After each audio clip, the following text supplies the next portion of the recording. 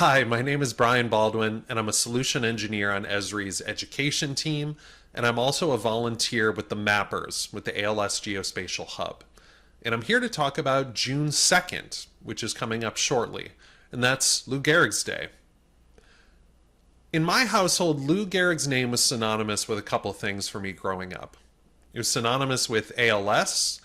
For me, and I think many of us at that time, 15, 20, 30 years ago, Lou Gehrig's disease was how we came to know and knew what ALS was. And it was also synonymous with tears in my house whenever my dad watched Pride of the Yankees and cried in the afternoon as a lifelong Yankees fan. But Lou Gehrig was so much more than just old man tears on the couch and ALS. He had an amazing life and work ethic, and the Storymap that was put together by my friends Pat Dolan and Will Hackney presents an amazing picture for who he was. And on this Lou Gehrig's Day, I invite you to go explore it and take a look at and discover for yourself who he was. Lou Gehrig grew up with a very tough life in poor working class New York.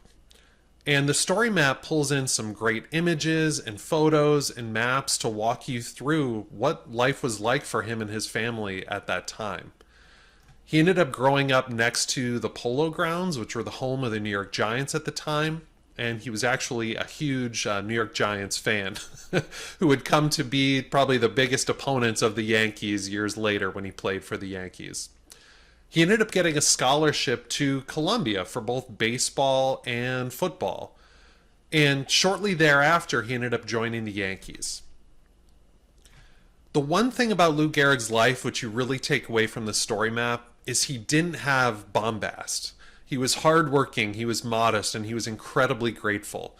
And some of the stories that are depicted through the story map are really powerful in just kind of connecting who this actual person was, more than just the name that's synonymous with ALS. Lou Gehrig ended up appearing in 2,130 consecutive baseball games, which was a record that was held for dozens of years until it was broken by Cal Ripken Jr. And the only reason that record was broken was simply because Lou Gehrig simply couldn't play anymore because of the disease. A couple of the other things that I took away from this story map that are so powerful is how openly Lou Gehrig spoke of at the time integration with baseball. Because at the time there was the Negro Leagues and there was the MLB, which were separate. And Lou Gehrig saw that there was a place to integrate both those leagues and have baseball be the national sport for everyone. One of the other takeaways from this that I enjoyed was that Lou Gehrig was the first athlete to appear on a Wheaties box. So this June 2nd, please take the time to go explore this story map, learn a little bit more about who the person was behind the name.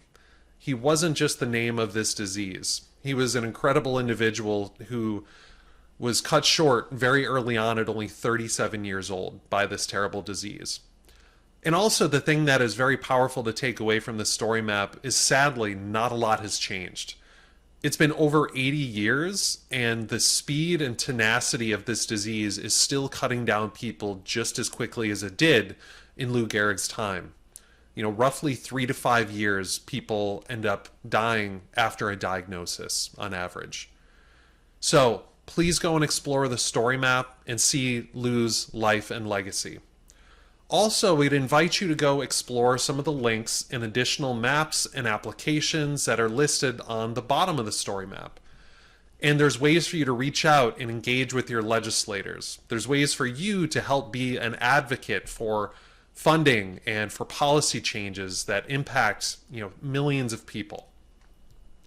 One of the other things you can do on the bottom of the story map is if you know of someone or if you are living with ALS, we have a clinic advisor survey so that you can help fill that out to inform care and guide care for others that are living with this disease or others that are caring for those living with this disease. So with that, thank you so much. On this June 2nd, please go explore this story map so you can learn a bit more about Lou Gehrig and also help work to end this terrible disease for those that have been impacted by it. Thank you.